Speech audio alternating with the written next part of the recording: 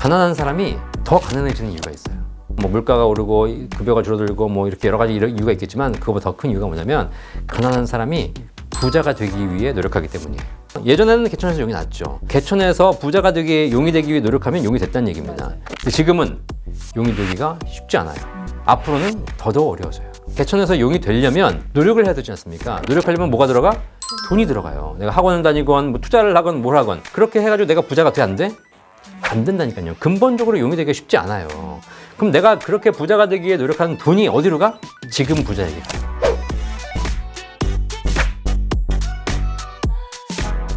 다음 질문 드려볼게요. 뭐 워낙 많은 이제 상담을 해보셨을 텐데 안 그래도 아까도 서두에 말씀드렸지만 저희 이제 부장들이 연금에 대한 이제 고민들을 이제 하시더라고요. 이제 퇴직을 아무래도 앞두고 계신 분들도 있고 노후 이제 앞두고 가장 사람들이 좀 우려하고 있는 부분 상담을 해보시니까 어떤 부분을 가장 우려하는지 궁금합니다. 일단 소득의 감소. 적어도 내가 회사 다닐 때는 뭐 회사 돈으로 밥 먹는 경우도 많잖아요. 그렇죠. 법인카드 쓰기도 하고 뭐 기름값이 대주기도 하고 그렇기 때문에 사실상 그런 부분에서 비용 부담이 좀 줄어드는데 퇴직하고 나면 이제 모든 돈이 다 내가 써야 되는 겁니다. 그래서 그렇잖아요. 왜 회사 다닐 때는 법인카드로 기름 넣으면 막 엑셀도 빨리 밟고 브레이크도 대충 막 하고 막 그러다가 이제 내 돈으로 기름 넣잖아. 그럼 이제 정석주행 막 조심히 하고. 그러니까 소득이 감소한다는 것에 대해서 굉장히 한번 여러분이 생각해 보실 필요가 있을 것 같고요. 자, 일한다는 얘기는 뭐냐면 돈을 버는데 내가 시간을 쓰고 있다는 겁니다. 그렇기 때문에 돈 쓸 시간이 없어요. 돈을 쓰는 시간은 뭐 평일 저녁도 사실 피곤하니까 집에 가잖아요. 주말에는 잠깐 쓸까? 그렇죠. 근데 퇴직하고 나면 어떻게 돼요? 예, 하루 24시간, 1년 360을 전부 돈 쓰는 시간이에요. 나갔다 오면 돈이야. 진짜. 짜장면 한 그릇 사 먹어도 돈이야. 그렇죠. 그 못 나가고 집 안에만 있는 겁니다, 그냥. 그러니까 이제 거기서 더 큰 문제가 생기는 거죠. 이걸 이제 퇴직을 앞두고 그때서야 깨닫는 거거든요. 이번 달 25일까지는 월급이 들어왔는데 다음 달 25일부터 월급이 안 들어와. 이거를 마지막이라고 생각하고 있는 거예요. 사실 퇴직은 직장에 입사한 날부터 퇴직은 정해져 있는 거 아닙니까? 그럼 내가 그걸 미리부터 준비해야 되는데 그걸 준비하지 않고 있다가 이제 발등에 불 떨어지니까 그때 가서 준비하려니까 답이 없는 거죠. 그죠? 그래서 그런 부분 꼭 한번 생각해 보실 필요가 있을 것 같고요. 뭐 연금 준비도 중요하지만 저는 개인적으로 퇴직 이후에 내가 뭘 하고 살 것인가에 대한 준비도 필요한 것 같아요. 평생 일이 있어야 된다. 맞아요. 뭐 평생 현역이란 말도 있지 않습니까? 이게 되게 중요합니다. 그래서 내가 노후에 일할 수 있으면 거기서 소득을 발생시킬 수도 있고 또 소득이 없어도 내가 소비하는 시간을 줄일 수가 있고 보람을 찾을 수가 있잖아요. 그죠? 근데 이런 얘기하면 특히 남자분들이 얘기하시는 게 뭐냐면 내가 평생 직장에서 일한 것도 지겨워 죽겠는데 또 일해야 돼? 또 일해야 돼? 이런 생각을 하시는 분들이 계세요. 이 이야기 자체에 얼마나 잘못된 패러다임이 우리가 나도 모르는 사이에 세뇌되어 있다라는 걸 보셔야 됩니다. 왜 일이 싫을까요? 힘들다 이렇게 힘들다. 그 힘든 이유가 뭘까요? 잘 생각해보면 영화배우 이순재 씨가 있어요. 80이 넘으셨어. 그분이 내 연기는 너무 지겨워. 내 60세가 되면 퇴직해서 다시는 연기 안 할 거야. 이제 나 쉬고 싶어. 이런 얘기 하는 거 보셨습니까? 그런 얘기 안 하죠. 뭐라 그러냐? 나는 평생 연기하다가 무대 위에서 죽고 싶다. 맞아요. 아니, 도대체 그분에게 일은 무엇이길래 평생 하고 싶은 것이고 나에게 일은 무엇이길래 이렇게 힘들고 빨리 퇴직하고 싶은 것일까? 그 이유가 뭔지 아세요? 지금 여러분들이 일하기 싫은 가장 큰 이유는 남의 집 일을 하고 있기 때문이에요. 그렇죠? 남의 집 일. 삼성전자를 다녀. 삼성전자 다니면 뭐예요? 이재용 대감님이 시킨 일을 하고 있는 겁니다. 그죠? 여기 삼성 배지 막 자랑스럽게 달고 다니시는 분 계셔. 삼성 배지. 이게 삼성 배지가 뭔지 아세요? 이재용 대감 댁의 노비임을 나타내는 표식이에요. 뭐 친구들끼리 만나가지고 얘기해. 야, 넌 오늘 대감댁 노비니? 나는 구대감댁인데. 나는 허대감댁이다. 야, 우리 대감님 잘해주신다? 이러고 있는 거예요. 근데 사실 인간의 재능은 다양합니다. 뭐 운동 재능이 있는 사람도 있고 그림에 재능이 있는 사람도 있고 노래에 재능이 있는 사람도 있고 요리에 재능이 있는 사람도 있고 나는 다양한 재능을 가지고 인생을 살기 위해 태어난 거잖아. 근데 그 사람이 회사에 딱 입사하는 순간 일은 정해져요. 재무, 마케팅, 생산, 제조, 뭐 영업 딱 그 모든 회사는 업무가 정해져 있잖아. 그 일만 하고 사는 거예요. 그러니까 재미가 없지. 생각해보니까 이 일타건사에서도 저희가 만나뵀던 다른 강사님이 일이 진짜 너무 바쁘셔서 힘이 든데 사실 힘은 들고 바쁘지만 자기는 힘들다 느끼지 않으신다는 얘기를 하셨어요. 그러면서 이제 해주셨던 얘기가 왜냐하면 내 통장에 바로 돈이 들어오는 게 보이니까. 네. 근데 저희는 고정적으로 그냥 월급을 받는 사람들이니 일을 조금 뭐 이 조금 오늘은 조금 덜해도 뭐 해도 똑같이 그냥 그 월급을 받잖아요. 네. 근데 그게 노비들의 특징이에요. 그러니까요. 지금 얘기해 주신 갑자기 딱 그 생각이 나네요. 근데 조선시대 노비하고 지금 노비하고 차이점이 있어요. 조선시대 노비는 젊을 때는 장작을 폐기시킵니다. 힘이 있으니까. 대신에 나이 들면 마당을 쓸게 시켜요. 일을 좀 덜 시키더라도 자르지 않았어요. 근데 지금의 노비는 55세가 되면 잘라버립니다. 이게 퇴직이에요, 이게. 근데 내가 60세에 퇴직해가지고 이제 또 한 번의 인생 2막이 남았잖아요. 그렇죠? 그럼 이때는 무슨 일을 해야 돼? 진짜 내가 하고 싶었던 일을 해야죠. 내가 이 지구상에 온 이유가 뭡니까? 이재용 대감님 시키는 일 하러 왔어요? 아니잖아요. 어떤 분들은 거기에 빠져 있으신 분들은 퇴직한 이후에도 나는 말이야 이재용 대감 때 임원이었어. 이런 거 자랑하고 살아. 이제 그만하시라고. 이제는 인간 이용주, 인간 내가 이 세상에 와서 무엇을 할 수 있을 것인가를 고민해 보시고 그것이 꼭 사회를 위해서 도움이 되는 일이 아니라 하더라도 나의 보람을 위해서 우리 가족의 행복을 위해서 할 수 있는 일이 있잖아. 그걸 준비하셔야지 진짜 행복한 노후를 보낼 수 있다. 5개만 준비하면 노후가 편안하다. 사실 이 5가지는 이제 연금에 대한 얘기입니다. 예. 우리가 연금 지금 현재 우리 3층 연금 하지만 5층 연금까지 다 있거든요. 기초연금, 국민연금, 퇴직연금, 개인연금, 주택연금까지. 우리나라가 생각보다 연금 제도가 잘 돼 있어요. 자, 그래서 기초연금도 뭐 65세 이상 어르신들 10명 중에 7명한테 국가가 한 달에 32만 원씩 드리고 있거든요. 기초연금도 잘 한번 대상이 되는지 판단해 보시고 국민연금, 공무원연금도 잘 준비하시고 퇴직금도 잘 준비하고 개인연금도 준비하고 내가 이거 아무것도 안 했는데 가진 건 집밖에 없다? 그럼 집담보로 주택연금 받으시면 됩니다. 근데 이 집담보로 연금 받는데 이거라도 자식한테 주고 가야지 라는 생각에 주고 가야지. 또 못해요. 그럼 어떻게 되냐면 결국은 주택연금 못 받으시면서 소득이 없잖아요. 그럼 소득이 없으니까 어떻게 돼? 자식한테 손 벌리는 거예요. 내가 널 그렇게 키웠는데 나한테 용돈도 못 주냐 그런 거고 자식 입장에서는 처음엔 준다 그래 줬는데 몇 번 주다 보니까 좀 힘들잖아. 또 여기 주면 여기 집도 줘야지. 양쪽에 다 줘야 되잖아. 그러니까 힘든 거예요. 그러니까 막 중간에 빼먹으면 또 서로 싸워. 그렇죠? 이러실 필요 없다는 거야 그냥. 그냥 내가 집밖에 없다면 이 집 담보로 주택연금 깔끔하게 받고 가시면 돼요 그냥. 그럼 자식은 자식 인생, 내 인생. 그렇죠? 자, 그래서 이 5층 연금을 잘 활용하셔 보시면 대부분의 사람들이 그렇게 노후 걱정할 필요가 없다. 한국 대표 노후 준비물이 부동산. 부동산 많이들 참 얘기를 하시는데 박사님의 의견이 좀 궁금해요. 부동산 어떻게 보고 계시는지. 뭐 저는 부동산 전문가가 아니니까 부동산이 좋게 얘기할 이유가 없겠죠. 그렇죠? 네. 그런데 부동산이 좋고 싫고는 두 번째 문제고 제가 진짜 부동산 전문가들도 동의할 이야기를 하나 해드릴게요. 사람들이 부동산, 집을 많이 사면 어떻게 될까요? 부동산의 자산의 특징이 있어요. 부동산 자산의 특징은 자산의 본질 자체가 묶이는 자산이에요. 돈이 묶여버려. 왜냐면 집을 사면 안 나옵니다. 우리 경제라는 것이 순환해야 되지 않습니까? 근데 집을 사가지고 내가 10억 가지고 집을 딱 사버리면 거기 묶여버리고 나오잖아. 수십 년 동안 나오지 않는 겁니다. 그러니까 부동산을 한번 사기 시작하면 돈이 묶여버리면 우리 경제에 돈맥 경화가 이루어져요.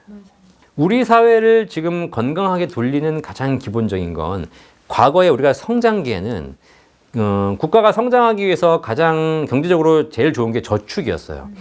돈을 모아서 재산이 형성돼야 가게도 뭘 할 수 있고 국가도 뭘 할 수 있는 거였죠. 근데 지금 우리 사회는 더 이상 저축이 미덕이 아닙니다. 왜냐하면 돈을 모아서 계속 처박아 놓으면 국가가 안 돌아가. 우리 사회를 돌리는 가장 기본적인 게 소비예요, 소비.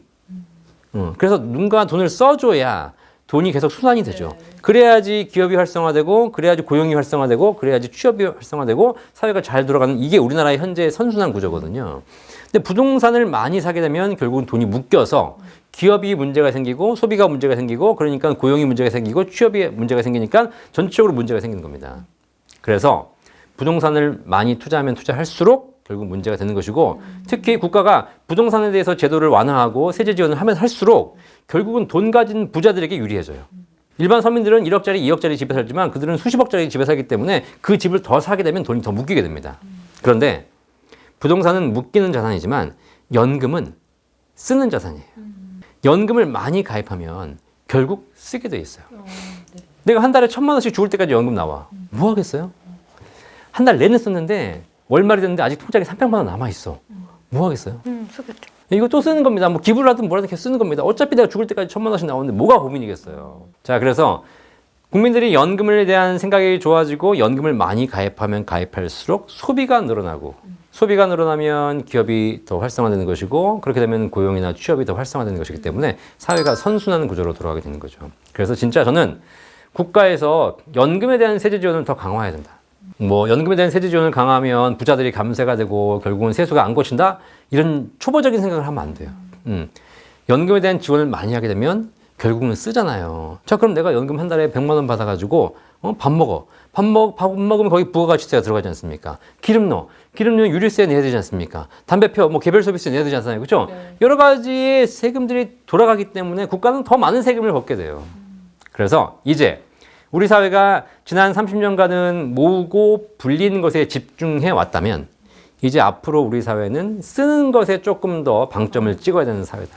그래야 우리 사회가 건강해진다. 부동산 전문가가 아니시지만 그래도 노후 준비를 위해 집은 있어야 한다라고 생각을 하시나요?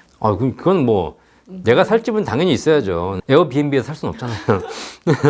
집 한 채는 반드시 가져가셔야 되는 건데, 그렇죠? 이 집이 뭐 서울시 강남구 압구정동에 있건 아니면 저기 지방에 있건 상관없죠. 내가 살 수 있는 집만 있으면 되는 것이죠. 특히 그런 분들이 계십니다. 자꾸 이제 뭐 서울만 바라보면서 나의 삶에 대해서 나는 왜 이럴까? 이생망.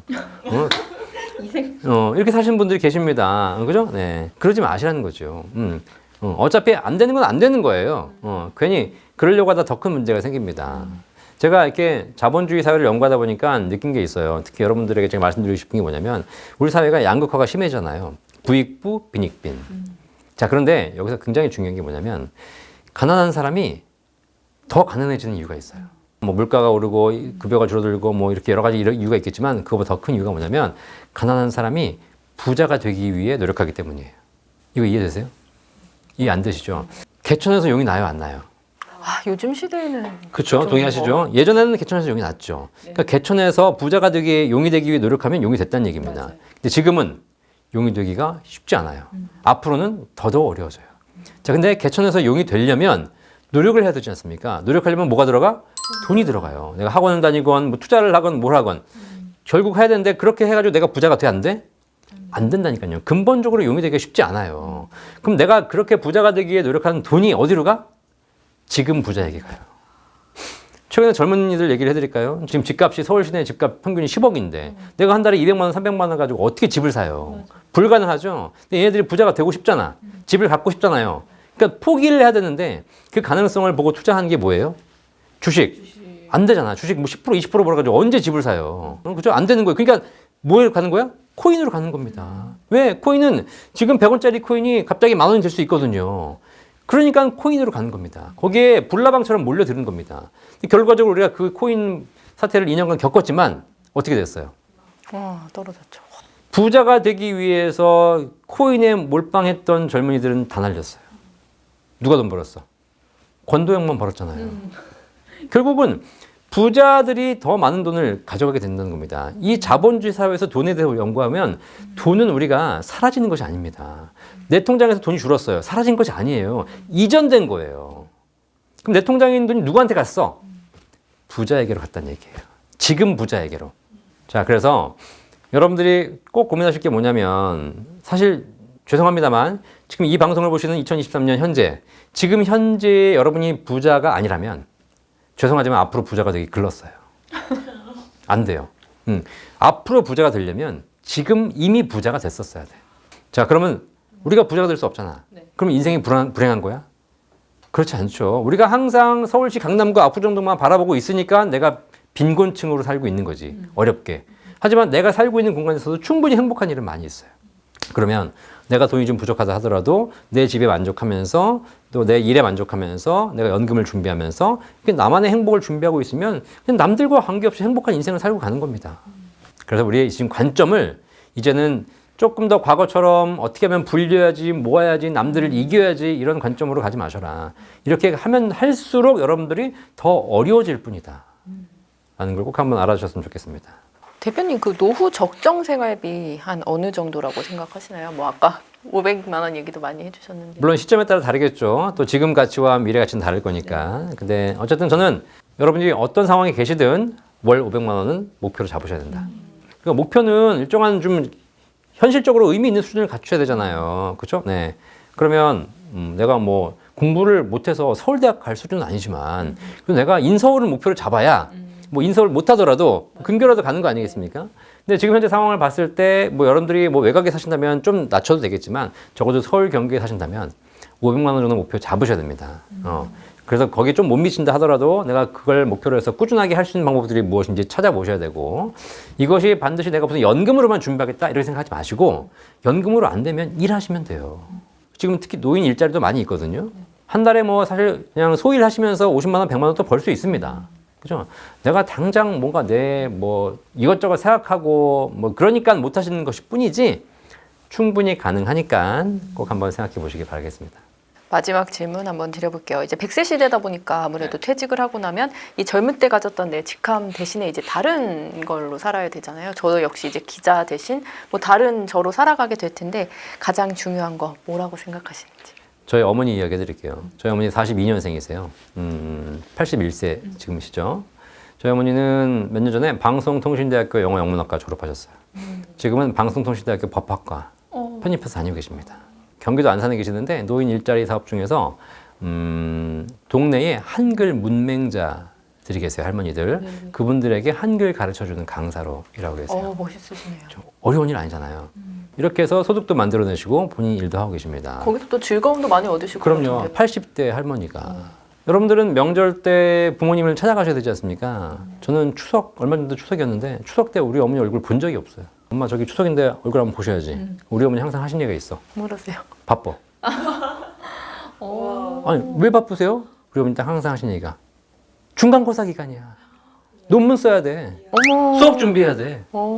어머니가 이렇게 사회활동하시고 본인이 정말 가치 있는 일 하시느라고 바쁘시기 때문에 본인도 행복하고 누가 제일 행복해? 자식. 며느리가 제일 행복해. 그러네. 노후에 우리가 뭔가를 할 것인가에서 많이 고민하시는데 물론 돈을 많이 벌기 위해서라면 또 뭔가의 기술을 배워야 되고 이렇게 필요하시겠지만 사실 우리 사회에는 여러분들이 가지고 계시는 그 재능만 가지고도 충분히 그 재능을 재능 기부하고 공유할 수 있는 일들이 굉장히 많이 있거든요. 그래서 그걸 통해서 내가 뭐 소득이 돼도 되고 안 돼도 되고 그렇게 해서 여러분들이 노후를 준비하신다면 인생을 좀 보람있게 사실 수 있지 않을까? 제가 노후를 준비하시는 분들에게 반드시 던지는 질문이 있어요. 당신은 평생 할 일과 평생 소득이 준비되어 있으십니까? 이 질문에 네라고 답할 수 있으면 노후는 잘 준비되고 있는 것이고요. 근데 우리나라 노후 준비는 정반대라고 하는 경우가 많아요. 노후에 퇴직, 일은 그만두고 쌓아놓은 목돈 까먹으면서 노후를 보내겠다. 이것이 노후에 대한 생각이신데 이거는 노후를 연구하면 정말 잘못된 생각입니다. 노후일수록 일이 있어야 하고 노후일수록 소득이 필요하고 그 두 가지가 같이 가지고 계신 분들이 진짜 주변에서 보시면 제일 행복한 노후를 보내고 계신다. 평생 할 일과 평생 소득을 준비하시는 것. 이것이 우리나라 대한민국 국민들의 노후의 화두가 되시기를 진심으로 기원하겠습니다. 대표님 오늘 연금에 대해서 이제 명쾌하게 다 짚어보고 전 기억에 남는 게 연금이 나를 지켜주는 것 이 얘기 해주신 거랑 마지막에 그 어머님 말씀이 어머님에 대한 얘기가 참 많이 자극이 되네요. 오늘 말씀 잘 들었습니다. 박사님 감사합니다. 네, 감사합니다.